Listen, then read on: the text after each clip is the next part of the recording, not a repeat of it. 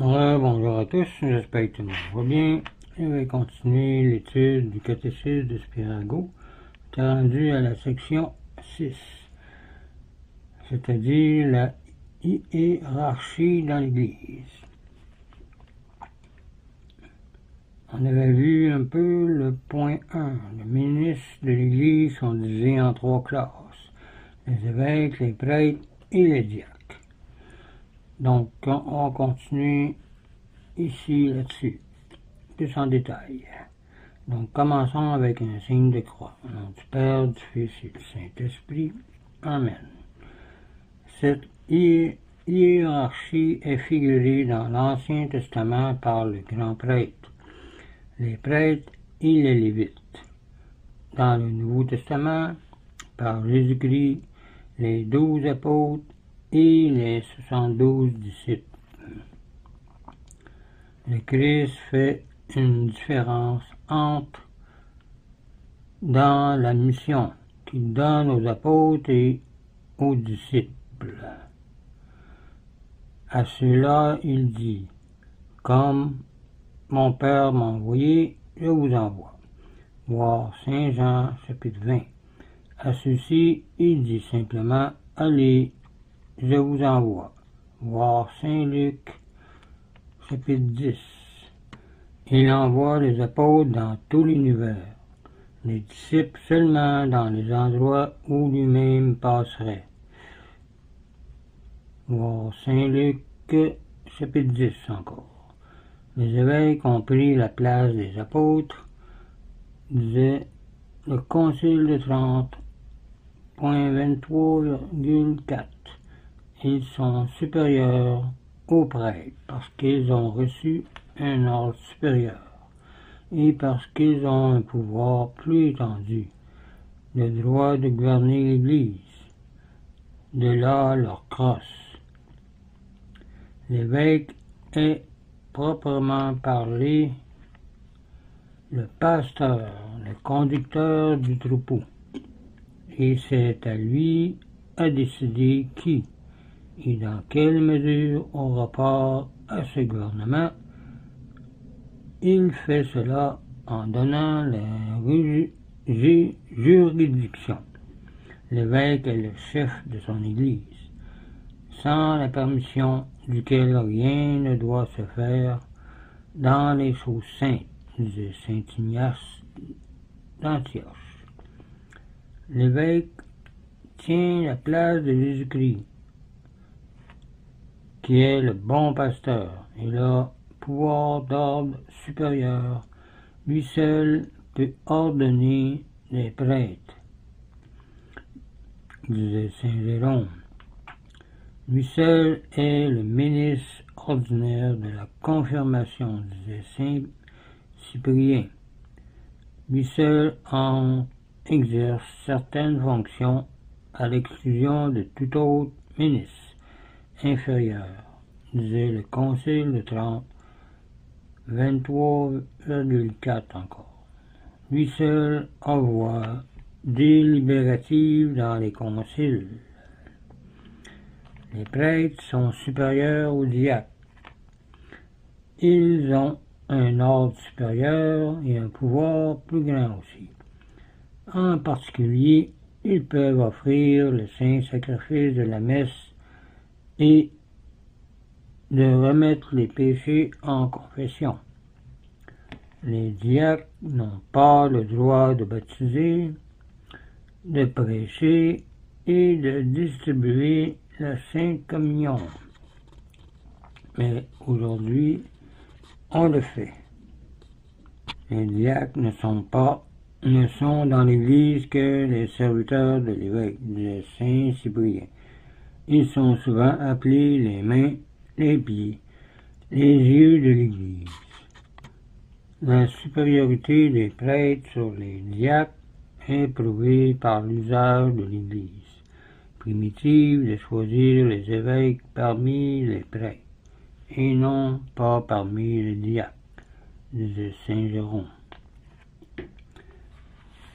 Deuxièmement, cette hiérarchie est d'origine apostolique.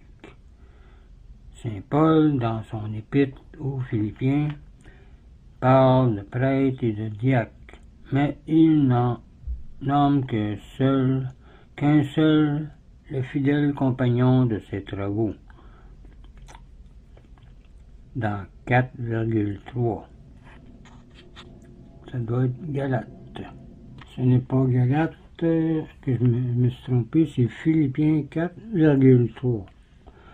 Déjà alors, il existait dans chaque église quelqu'un qui avait à juger des prêtres. Voir 1 Timothée 5, verset 19. À les ordonner. Voir 1 Timothée 5, verset 22. Ou à les employer dans certaines villes déterminées. Voir Tite 1, verset 6. Saint Ignace d'Antioche aussi distingue un triple hiérarchie chez les ministres de l'Église. Obéissez tous, écrit-il, aux Philadelphiens, à l'évêque comme Jésus à son Père, aux prêtres comme aux apôtres, aux diacres comme à la loi divine, voire plus haut les comparaisons de Saint Clément de Rome, en l'an et de Clément d'Alexandrie en 217. Toutefois, au temps apostolique, les termes n'étaient pas encore fixés. Les prêtres étaient appelés tantôt anciens presbytères, tantôt surveillants, épiscopus, évêques. Chez les Juifs, on employait plutôt le nom d'anciens presbytères, parce que les Juifs avaient des anciens dans le Sanhédrin, et les synagogues y connaissaient par conséquent cette expression chez les païens. On se servait de préférence du mot surveillant, car le mot ancien leur aurait paru étrange, vu que des hommes, même jeunes devenaient prêtres.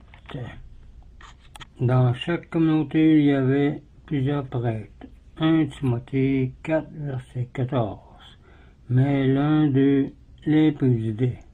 Ils étaient comme le grand prêtre. Et c'est à lui que plus tard fut réservé le titre d'évêque. L'évêque n'est souvent nommé que prêtre parce qu'il l'est en effet, et par excellence aussi Saint Pierre dans 1 Pierre 5, verset 1, et Saint Jean dans 2 Jean 1, verset 1, se donne-t-il ce nom. Troisièmement, le Christ a institué le sacerdoce immédiatement, le diaconat immédiatement par les apôtres. Les apôtres élirent des diacres afin de se faire remplacer par eux pour la distribution des aumônes. Ils leur conférèrent cet ordre par l'imposition des mains. Voir Actes chapitre 6. Les diacres, en effet, avaient aussi à remplir des fonctions sacrées. Ils prêchaient, comme Saint Étienne par exemple. Ils baptisaient, comme Saint Philippe, qui baptisa le trésorier de la reine d'Éthiopie. Les diaconesses de la primitive Église étaient d'institutions ecclésiastiques. C'étaient des veuves ou des vierges, auxquelles était confié le soin des malades et des femmes catéchumènes. Elles ne faisaient point partie de la hiérarchie, car l'Église a toujours tenu au principe de Saint Paul, que les femmes se taisent dans l'Église. Voir 1 Corinthiens 14, verset 34. Elles sont condamnées au silence parce qu'Ève a séduit Adam et perdit par là le droit à enseigner dans l'assemblée des fidèles. Voir 1 Timothée 2, verset 12, etc. C'est aussi un peu pour ça que les femmes ne peuvent pas être prêtres ou évêques. Quatrièmement, outre ce triple ordre, il y a encore une autre hiérarchie dans l'Église selon la subordination des pouvoirs. Le pape, les cardinaux, les archevêques. On a déjà parlé plus haut de ces dignités, dont les deux dernières ne sont pas d'institution divine. Cette hiérarchie est importante parce qu'elle est basée sur l'obéissance. Les inférieurs la doivent aux supérieurs. Tous doivent obéissance aux supérieurs. Tous doivent obéissance au pape, les prêtres et les laïcs à l'évêque, les diacres et les laïcs aux prêtres. Selon Saint Pierre, 1 Pierre 5, verset 5 et Hébreux 13, verset 17. La hiérarchie ecclésiastique est donc comme l'ordre de bataille d'une armée. Voir Concile de Trente, chapitre 23, verset 4. L'Église est un corps où la tête influe sur les membres supérieurs et ceux-ci sur les membres inférieurs. Sans cette influence, l'Église ne serait qu'un cadavre rigide. Elle ne résisterait pas aux persécutions avec le succès que l'on sait depuis 2000 ans. Toute sa force réside dans cette organisation et aussi parce qu'elle est divine et non juste humaine. On va arrêter ici pour la hiérarchie de l'Église. La prochaine fois, on passe à la section 7 et on parlera des marques de la vraie Église. Donc, je vous laisse là-dessus. Je vous dis au revoir et union prière.